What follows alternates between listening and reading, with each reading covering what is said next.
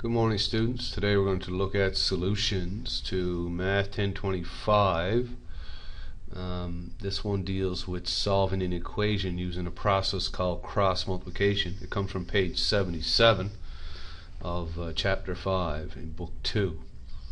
So if you look at this equation, you can see we have what's called a single fraction on both sides.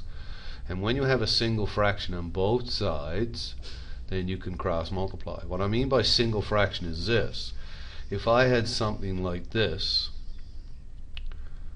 right, equals say x plus 1 over 4, I cannot cross multiply here because I have two fractions on this side, a single fraction on this side.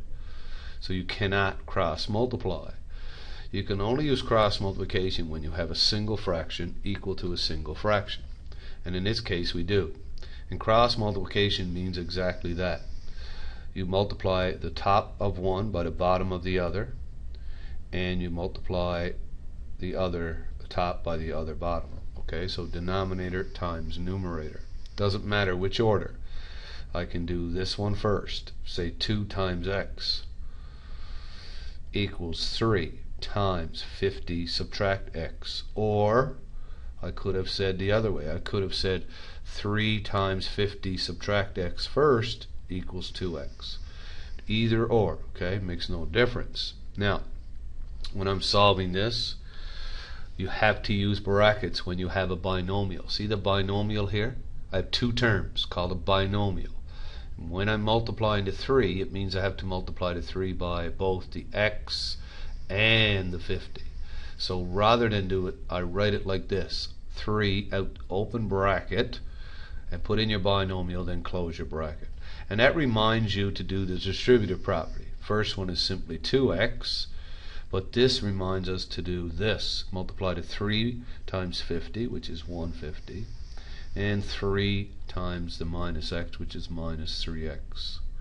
Okay, now you're back to solving linear equations, which you have done before. Gathering like terms, I add 3x to both sides, right? If I add 3x to both sides, and you can use this method, or you can use the move. A lot of people just move it across, which is fine as well. So if I'm taking this 3x across and over here, if I'm moving this to this side, if I'm subtracting on this side, I do the opposite operation on the other side, which of course is add. So either method is fine for solving. Whoops, 150, that's a 1. Now we add those like terms together. So gathering my x terms, I add them together to get 5x. And now we're down to dividing each side by the coefficient of x to isolate the x. Okay, we isolate the x here, and we get x equals, and how many times does 5 go into 15? It's 3 times, so the answer is 30. Now, how can you be sure your answer is 30? Well, you can check it. And how do we check our equations? By substituting back in and make sure the right hand side, RHS, right hand side, equals the left hand side. So if I substitute x back in, I get 50 subtract x over x. I'll write the originals down. It should be 2 over 3. So let's see what we get. If I put x 30 in for x, so 50 subtract 30, right, divided by 30. So I put 30 in here for x and here for x, right? Now, does the left hand side equal the right hand side? I'll put a little question mark. Are they equal? Now 50 subtract 30 is 20, right? 20 over 30, does that equal 2/3? Indeed it does. We divide each by 10, or just cross out the zeros is the shortcut.